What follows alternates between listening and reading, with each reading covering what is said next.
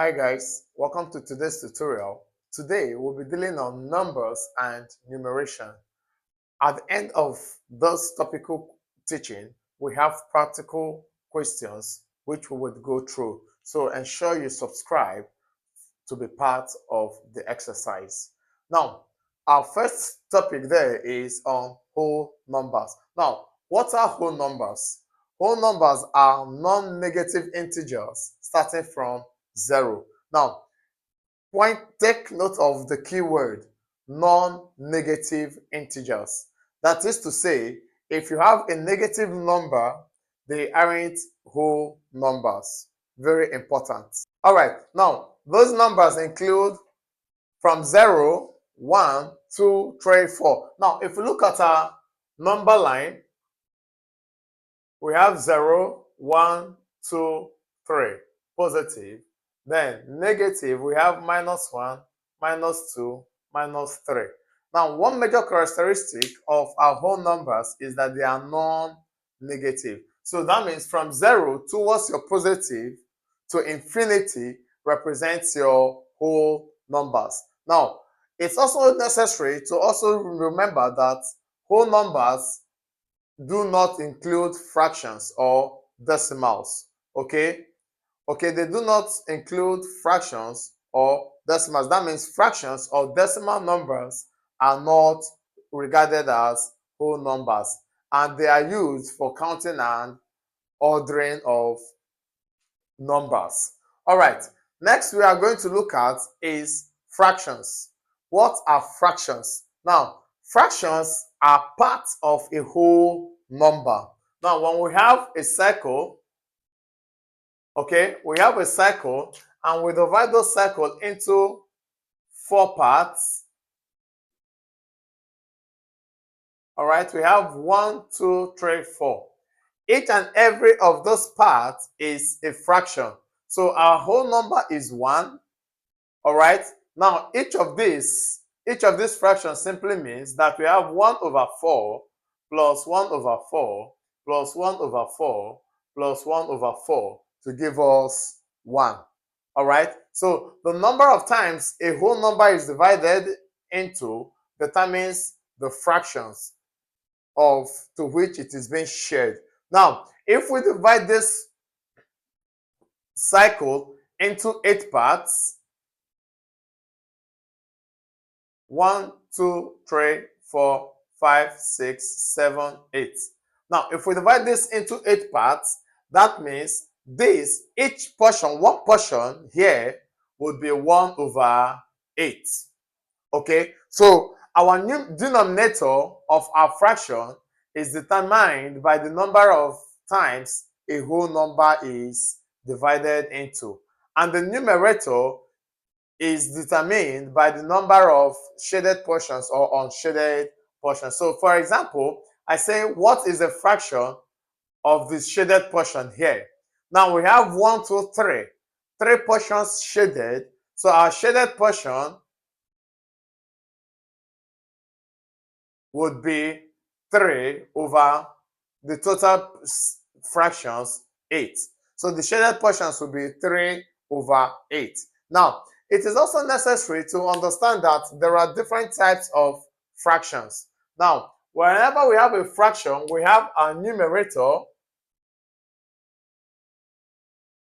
our division line, then our denominator.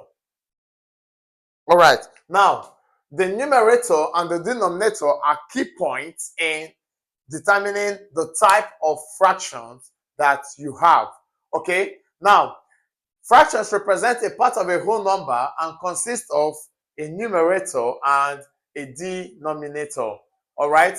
Now, they can be proper fractions, improper fractions, or mixed numbers. If we talk about proper fractions simply means fractions that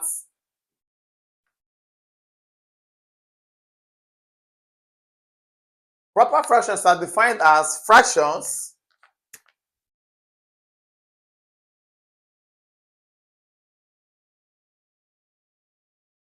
all right, under proper fractions, our fractions are a numerator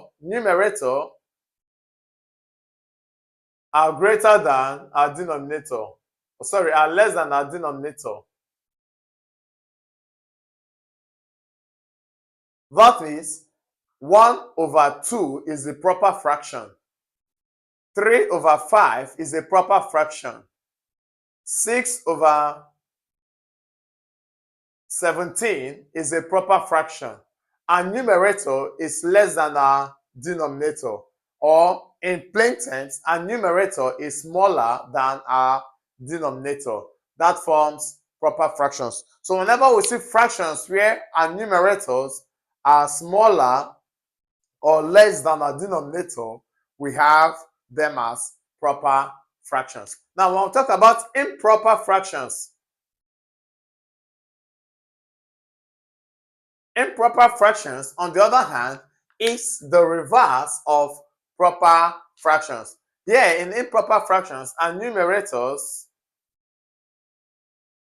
are greater than our denominators.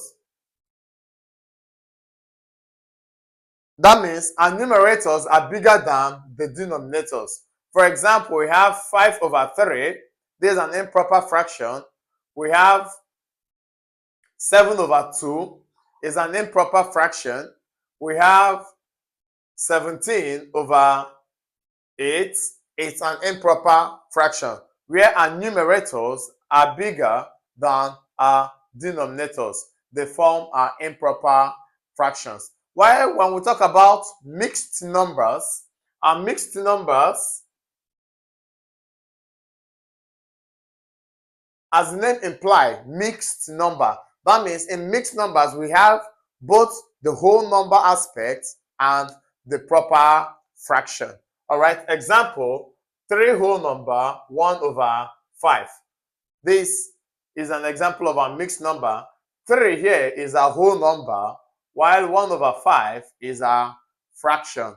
Okay, so in mixed numbers, we have them as whole number and proper fractions. So our next example, we can look at 2 whole number, 3 over 7.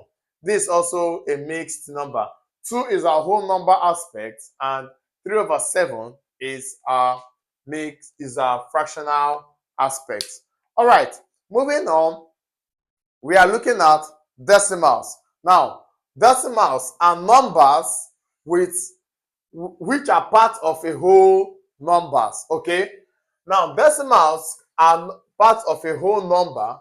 Now, it is also important to know that in a decimal, you have the whole number aspect and the fractional aspect. But now the difference, just like our mixed numbers, the difference between the decimals and the mixed numbers is that it is separated by a decimal point. Okay, so when you have 3.75, 3 is our whole number aspect, and 0.75 is our decimal aspect. All right. Now, it is important to also know that when naming your decimals, any number before the decimal point is a whole number. Numbers before a decimal point act as your whole number, and numbers after your decimal point are fractions. Okay, and in calling out your decimals, let's say for example we have 4.823. all right, we do not call this as 4.823. No, that's wrong. As long as it's on the decimal aspect, they are no longer whole numbers. So we call them one after the other. So in calling this, we have it as 4.823. All right. So take note of that, that once you have your numbers, digits, after your decimal points, they are no longer whole numbers. All right. Now, decimals are another way of representing fractions. That means for every form of fraction we have, we can put them in decimal points. That means we can convert from proper fractions to decimal fractions. So in the course of this study, let's look at it. If we have, for example, we have 3 over 4, all right? Now, this is a proper fraction. we want to convert this to decimal. Converting this to decimal, we have it as, using our long division sign, our 4 will be outside while we have our 3 inside. Now, 4 into 3 cannot, so we put 0 and include a point. 4 into 30 will give us 4 times 5, 20, 6, 24, 7, 28. So we have 7. 7 times 4, we have it as 28. All right? Removing 30 minus 28 will give us 2. So this becomes 24 into 20 will give us 5.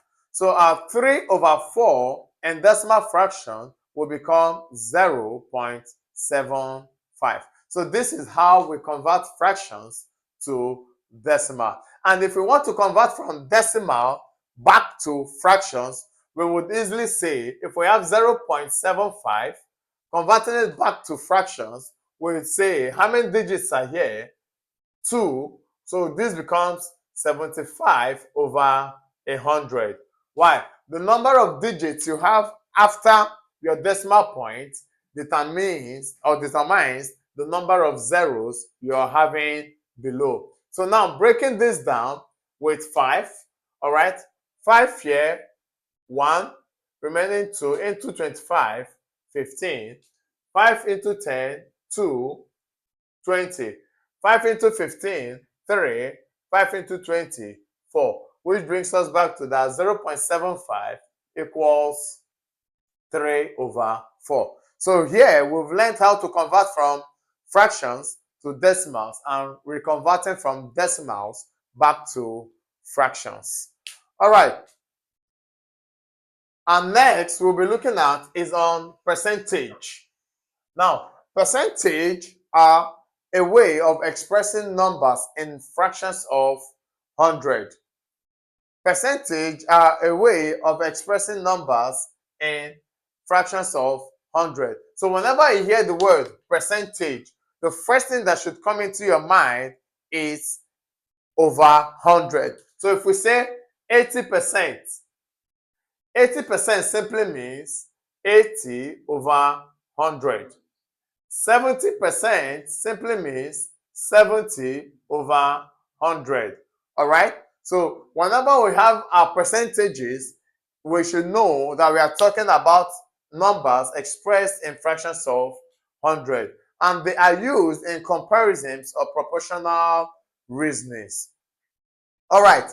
Looking at our next work on indices. Indices or exponents represents repeated multiplications of a number by itself.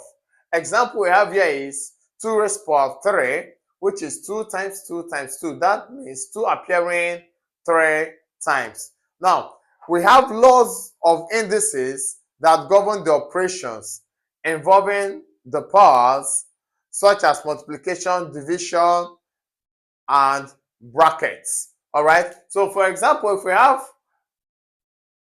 have a raised to the power m times a raised to the power n. Now, since these are in same common base, this becomes a raised to the power m plus n. Example is we have 2 raised to the power 3 times 2 raised to the power 5. Okay, 2 raised to the power 2. All right, this becomes 2 raised to the power, since they're in same basis, 3 plus 2, which will give us 2 raised to the power 5. Now, if we expand this, this is 2 times 2 times 2 times 2 times 2. All right? So this, if we have 1, 2, 3, 4, 5.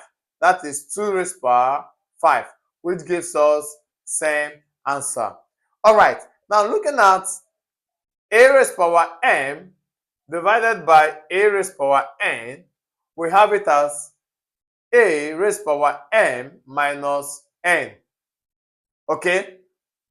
Still using our above example, we have it as 2 raised to the power 3 divided by 2 raised to the power 2, which gives us 2 raised to the power 3 minus 2, which is 2 raised to the power 1.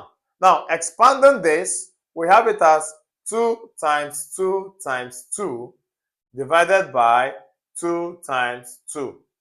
All right, if 2 cancels out, we have just 1 2 left, which gives us 2 raised to power 1, which is same as what we have here. All right, the next we are looking at is our power law, which says am raised to power n is same thing as a raised to power m times n, or amn. That's a times n. So example, 2 raised to power 3 all squared will become 2 raised to power 2 3 times 2, which will give us 2 raised to power 6. So there are other laws of indices that govern its operation. All right, looking at logarithm. Logarithm are the inverse of indices. Now in indices, we looked at multiplying itself, a number multiplying itself several times will be raised to that power. But in log, if we have a raised to power x equals b, then it will become log a b equals x, like the inverse of this. So our log of our base will give us the power to which it is raised. So reversing it back will become a raised to power x equals b. So this raised to the power of this will give us this. It is very important to always remember how to convert from this point to those points. If you have, let's say for example, we have log 2 raised to power 5 equals 32. All right, so this will become log 232 equals 5. So where our x is our power, which is 5, our b is 32, which is this, and our a is 2, which is this. So it is always important to always remember how to switch over in your logarithm. Now, there are different laws of log that help us in solving logarithm questions. Now we have the product law. Okay, we have log a plus log a. Okay, log ab plus log am. Okay, let's call this an plus log am. All right, this we can rewrite as log. Sorry, product should be multiplication. So this becomes log a, since they are of common terms, bracket m, n plus m. Okay, we pick out, since they are of common logs. Okay, if we have log, and the other way, if we have log a m plus n times n, we can expand it to be log am plus log an. Okay, we can expand it to be this way. Another one we should look at is our division law. Okay, our quotient law, where we have log a m over n. Okay, this can be separated to be log am all over log an. Okay, now also it is important to remember the law that says log aa equals 1. So when a log is multiplying itself, it becomes 1. Example, we have log 2 is 1. Log 10 is 1. So whenever you have it in this form, always remember that it's equals to 1. Okay, now another thing to remember in our quotient law, lest I forget, is that we can rewrite this to be log am minus log an. All right, where our division becomes subtraction, multiplication becomes addition. All right, the next law we are going to look at is our power law, where we have, if we have log a raised power n, we can rewrite it to be n log a. Okay, where our power comes down, leaving us with log alone. So these are some of the key important laws to always remember in while solving logarithm. So next, we'll be looking at some practical questions in application of what we've studied. So if you've not subscribed, I will encourage you to do so right now. Hi, I'm sure you enjoyed the content you just watched. To see more episodes as that, preparing you for your oncoming exams, smash the subscribe button on this channel right now and visit the playlist that we've made for you, covering over 50 type of different exams, including JAMB, WAEC, Cacao, NET, IALT, and the likes like that. Also, in every video you watch, we have the link to our apps where you can download on Google Play Store and Apple Play Store and practice hundreds of past questions for free.